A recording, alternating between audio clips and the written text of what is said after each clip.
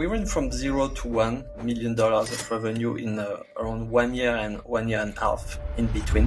B2B marketing is evolving a lot, obviously, like the rest of the world. What I can say is there is a delay influence from B2C to B2B. So what happened in B2C like 5, 6, or even 10 years ago is happening now in B2B. You need to have a very strong offer that you understand from A to Z and that you can actually deliver. What is the one piece of advice you would share with companies who are trying to grow their B2B business online? Honestly, the advice is really easy.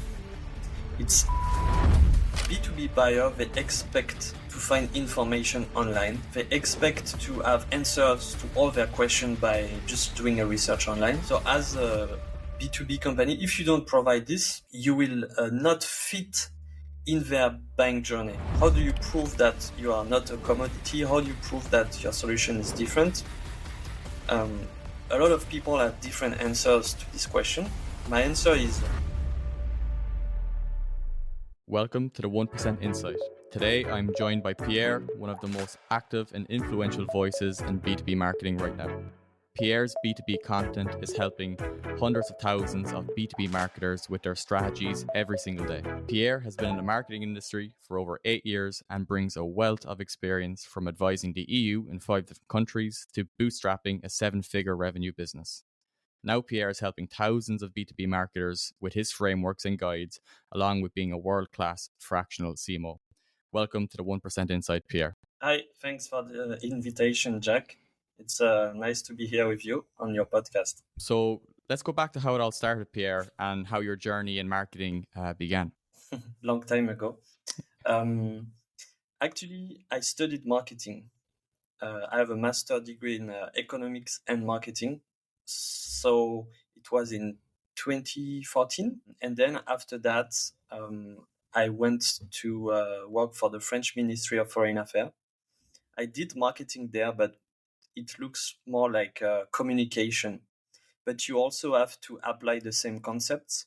You have to understand your audience. You have to prepare a messaging strategy. You have to communicate. It's just different goals because you are not here to generate revenue as a government, as an embassy. So your goal is to actually promote events, scientific program, educational programs, and so on.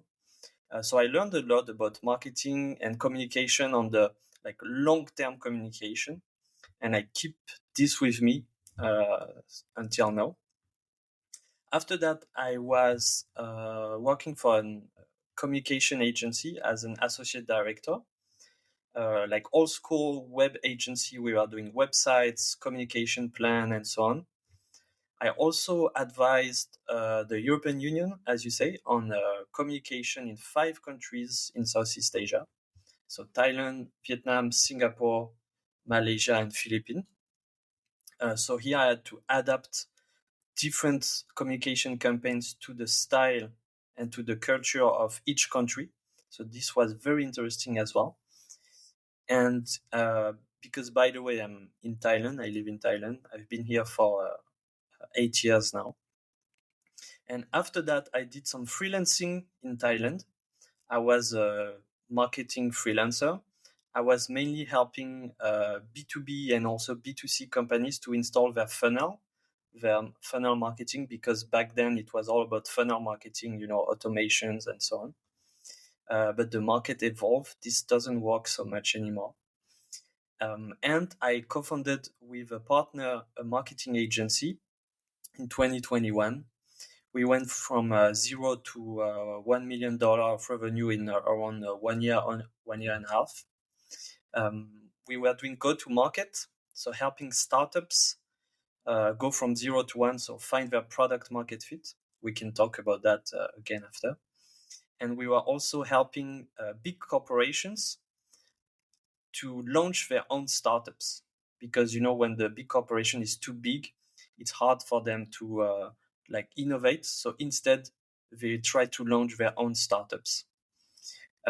We grew this company and we sold it last year in October 2023. And since that date, I've been what we can call a solopreneur for now, because I might make a new company with team and so on. I really enjoy it. But as for now, I'm a solopreneur. So overall, I'm specialized in content marketing, B2B content marketing. But I have a lot of experience in marketing. I've worked on over 300 marketing projects, mainly with startups, SMEs, and government as well, and corporations, so the whole scope. And what I like to do is to analyze the patterns to generate some insights and then turn insights into content. So I do LinkedIn posts, I have a newsletter, and now I launched YouTube, which is really hard, YouTube. And yeah, this is really what I like to do: analyze, identify patterns, create content, publish, iterate. And my specialty is B2B content marketing. So that's the backstory. Yeah, it's fantastic. And for anyone that isn't following Pierre, I suggest if you're in B2B marketing or marketing, definitely check out his content. It's fantastic, and it's in a really visual format that's easy to kind of digest and understand, even very complex strategies. And you mentioned there, Pierre, about the agency that you started and scaled to over 1 million in year one, which is an incredible achievement that many people never get to, let alone within a kind of a year. So for a lot of our audience, they might be agency owners or freelancers or solopreneurs that might be hoping to have that success one day as well. What challenges did you face when scaling that business, and how did you kind of learn from those challenges when scaling the agency? So we went from zero to $1 million of revenue in around 1 year and 1 year and a half in between. So we slightly missed the 1 million mark for the first year. There are many stages in a company, and we had all the stages in like an accelerated way. So it was really fast and kind of messy sometimes. First, you have the let's say the launch and trying to find a product market fit. It's less true for agencies because it's a proven business model, but still you have to find your angle, you have to find your services offer, and so on. Then you validate the product market fit. Then you go into a stage that I would call the consolidation phase. Because if you try to scale too fast, you will have a burnout, and as a founder, or everything will collapse. So you need a consolidation phase. And then you move on to what we can call the growth stage, where you just try to add more revenue. It's a number game after that. During this process, for me, the hardest part is it's hiring the right team, hiring the right people, and creating the company culture. Because as a founder, it's like your company is your life, kind of. You put all your energy into the company. You think about it all night, in the weekend, and so on. So you have your internal culture, you have your internal discipline. But how do you kind of transmit that to other people in your team? That's the hardest part. Because they are joining the boat, they are joining the adventure, but they are not in your mind. They don't have 100% clarity on the vision you have as a founder to explain everything, to guide them, and to hire the right skills as well. So it's, for me, the hardest part is management. And then you have other things, but that are easier to control, like marketing, the processes for sales, but also to deliver the results for your clients. This is hard, but you can fix it. The hardest part for me is managing people. Well, those are fantastic insights, and especially for myself as well, just to hear you kind of those insights from yourself. And this might be a question that I suppose just kind of came into my mind as you were speaking about it. How did you find the balance between service delivery and kind of business development in order to reach that kind of sweet spot of scale where you're reaching out to enough businesses, potential clients, while still delivering a world-class service? How did you find that balance, or was there any kind of learnings you could take away from that experience? Yes, so you are pointing the hardest part in an agency is to find the balance between the revenue in and like the process and the operation that you provide for your clients. So revenue in and results out for your clients. That's really the balance that you need to have. Sometimes you sell too much, so it's hard to deliver because you have too many clients. Sometimes you are ready to deliver, but you don't have enough clients because you didn't invest enough in marketing. So an agency, even an agency that is very big, have to find this balance. And the balance is the thing that connect the two dots most of the time is your offer. Why? Because your offer, it's what you present to the market, but it's also how you deliver value to your customers. So the offer is really the connecting dot between those two elements. So you need to have an offer that the market needs. So it's solving a problem, strong value proposition, unique selling point as well. That it's not a commodity that you can find everywhere. So that's more on the marketing side. And then on the operation side, the offer will give the scope of work of what you're going to create for your clients. So you need to have a very strong offer that you understand from A to Z and that you can actually deliver with good results. Because when you start, if you are trying to, let's say, do outbound emailing, paid ads, content, you do everything, your offer is too wide, it's too broad. So you have to own a lot of different skills. Okay. So you need to hire a content marketer, an outbound specialist, and then let's say podcast specialist and so on. If you can do that, if you can afford it, it's good. Otherwise, what you will do is to try to do everything with the same people who are not specialists. So what will happen is the result will not be good. So what I recommend, based on this balance, is to have a specific offer, and you start from this. You create your processes and your operation SOPs, and you hire the right team for this specific offer. And so it's easier to actually deliver results for your client, and it's also easier to sell for the market as well. Imagine you go to the doctor and you say, I have my knee is painful, and the doctor says, okay, to fix your knee, to heal your knee, maybe you should take these pills, or maybe we should do some exercise, or maybe I know another doctor, or maybe, you see, the doctor doesn't have a point of view to fix your problem. So it sounds weird. It sounds like, I think this doctor is not an expert. He has many different options. I'm not sure which one he wants. I don't want to do it with him. It's the same for an agency. If someone comes to you and say, I want to grow my revenue, and say, oh, we can try A, B, C, we can try outbound, we can try podcast, we can try content. You don't have a point of view. The prospect will be like, okay, he's just trying to sell anything to get me inside his agency. So I'm not going to do it. So yeah, you need a specific offer.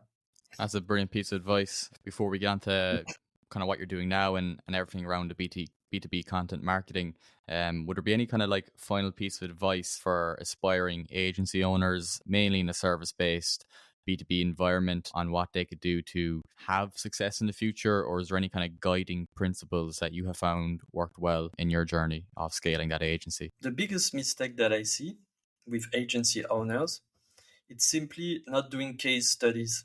So they have clients and they sometimes get successes with those clients, but they don't create case studies. So a case study is very powerful because you will actually break the objection, which is, does it work? What you sell, does it work? So if you have a case study, you break this objection. This is something really useful because you increase your closing rates. You also can put it online on LinkedIn, on your website and so on, so you get more leads. So honestly, just do case studies. Yeah, that's my advice. And now kind of moving on to the B2B content and the B2B marketing. As I mentioned before, you're one of, if not the leading B2B marketing voices online at the moment in terms of the content you're putting out and the following that you're after kind of amassing. What challenges and changes, it can be kind of a two-part question, have you noticed in B2B marketing over the last 8 to 10 years since you've been in the industry? B2B marketing is evolving a lot, obviously, like the rest of the world, like all the other industries and economies. What I can say is there is a delay influence from B2C to B2B. So what happened in B2C like 5, 6, or even 10 years ago is happening now in B2B. There's like 5-year delay. So I see different trends. The first one, it's the self-serve trend. So B2B buyer, they expect to find information online. They expect to have answers to all their questions by just doing a research online. So as a B2B company, if you don't provide this, you will not fit in their buying journey. You see what I mean? You will not be able to give them what they want. So that's the first trend. The second trend is the marketing tactics that were good a few years ago are not really working well now. So I saw a lot of performance decrease in outbound marketing, like cold emailing, especially mass emailing. This comes from various components. First, AI, but because now you can have the copywriting done like this. You also have a lot of tools to find the emails, to send emails, and so on.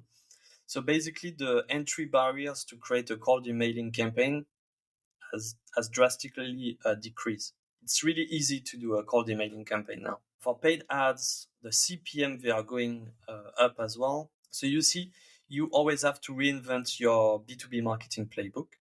And I talk about that a lot in my newsletter and LinkedIn and YouTube. The third thing that I see, I just talked about it, is the Gen AI. So it happened, let's say, early 2023, and it changed a lot of things. So now you have commodity content everywhere. You even have like AI comments on social media. It's just changing everything. So this is a new trend, and marketers need to adapt to this trend as well. So I could go on and on. You have a lot of different trends like this. I just talked about 3 of them, but it's just like constantly moving. And as a B2B marketer, you're just like trying to adapt with, but also you try to keep the foundations of your strategy. It's really bad to always jump from a tactics to another one or try to find new hacks. You always have to respect the foundation of your strategy. And I talk about that a lot in my content as well. And the last part we can talk about is my focus is content marketing. This is a big trend as well.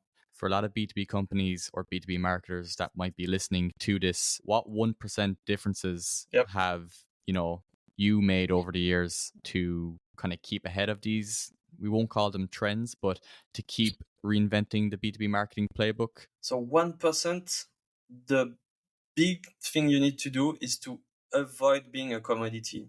In e-commerce, we know that a lot. When you're starting, let's say, an e-commerce company or even a drop shipping store, what you're trying to do is to find a product that your audience cannot find anywhere. You see what I mean? Because if you sell, let's say, a pen, people won't buy online because they can find a pen. They just have to cross the road and they will buy one. So in B2C, they really understand that. That's why the branding comes from B2C, but also like finding the right product, the packaging, and so on. All those things, they are in B2C. They are not so much in B2B because B2B is still a bit like old school. You have a big solution and you're trying to sell it, and you do a meeting for that. But now it's changing.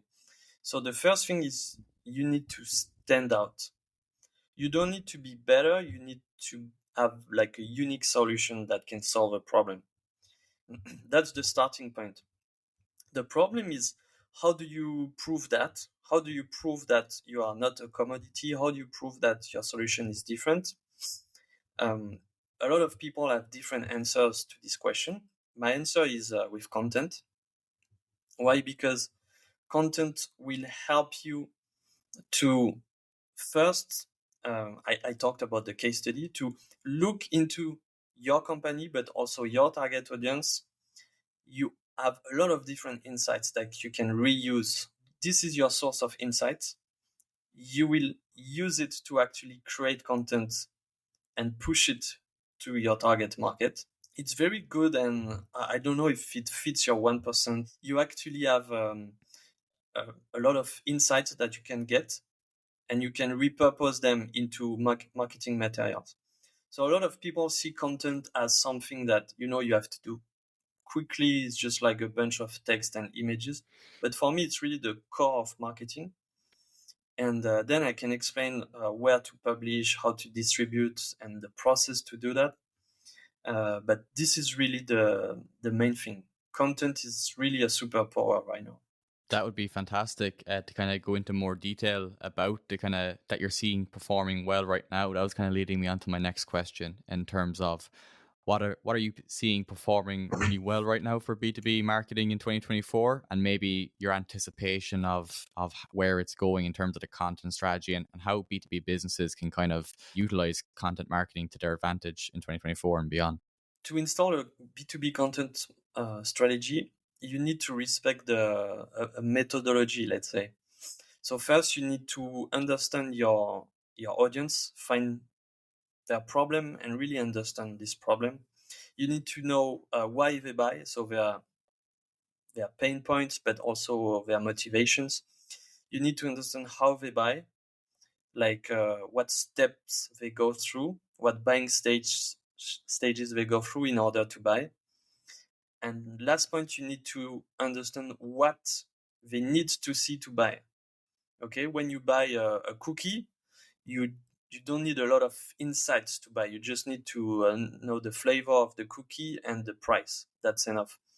But when you buy a $10,000 software, you need to have at least like 10, 20 insights, like the price, the features, the point of view of the founders. You need to understand what benefit it will take, the onboarding plan, and so on. So you need to understand what they need to see to buy. And for this, you need to do a lot of research. Then, based on all those insights, you can create your content plan. And your content plan, you need to analyze your target audience once again and know where they spend time, so what channel you can use, or their habits, how they like to buy, and so on. So this way you can actually like a tracing paper, I think you call it this way in English, have the customer buying journey, and on top of that you just put your content touch points. So this way you have a content plan that will match the buying journey, right? And after that you have indeed some formats that perform better. Right now the best one is LinkedIn, obviously. Why? Because LinkedIn is a B2B hub. Before it was like a CV hub where you go to find a job. Now it's way more than that. It's a B2B hub. People go there to understand the new trends in their industry. They go there to find a network. They go there to find clients, find providers, hire people, of course, create communities, and so on. So LinkedIn is really the cornerstone of a B2B content strategy right now. Before it was more like a website with the blog. Now I would say it's LinkedIn.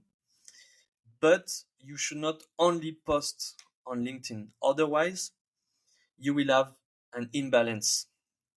If you have a lot of content on social media on LinkedIn, but you don't have case studies and product guides and so on, people, okay, they get to know you, maybe they even trust you, but they don't know what you're doing. They need more details in order to buy. So you need to have a content plan and even a content ecosystems on different channels in order to actually convert awareness into authority, into trust, into like pipeline, and then into sales. And then the last thing I can say is you need to hire the right people and you need to respect their job.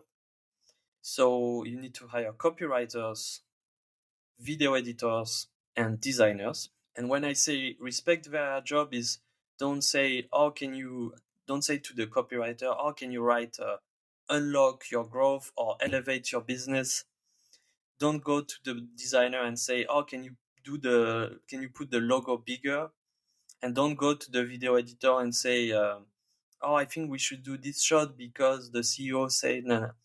Just respect their job. Of course, you can give feedback. I see a lot of people that don't respect the job of creators. They think it's easy to do. They say like, oh, I could do it, I just have enough time. This is so annoying because it's not true. You have a lot of psychology inside content creation, you have a lot of skills and so on. So you need to respect their job. And once you start respecting their job, you will see you will get results.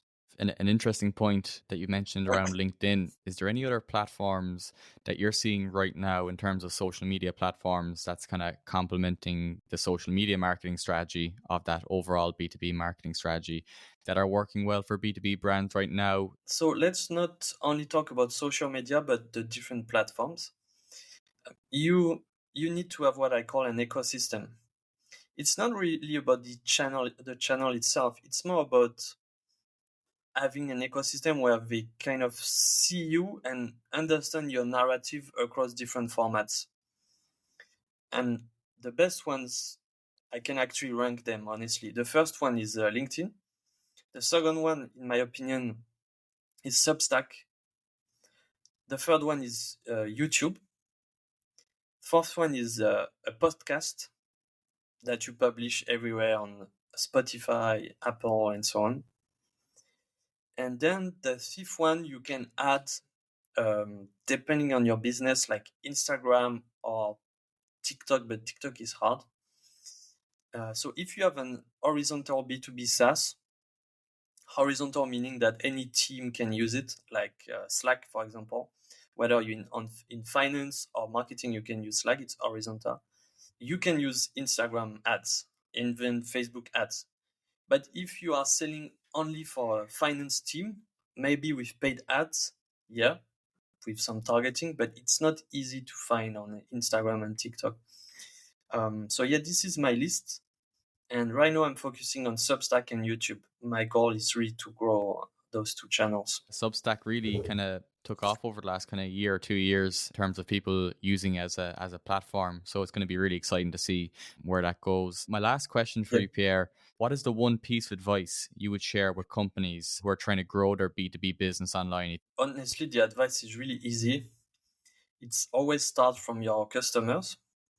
If you don't have customers, it starts from your ideal customers. Why? Because it's so obvious, but it's them that are going to give you money. Okay. So I put it really obvious like that because some people forget that.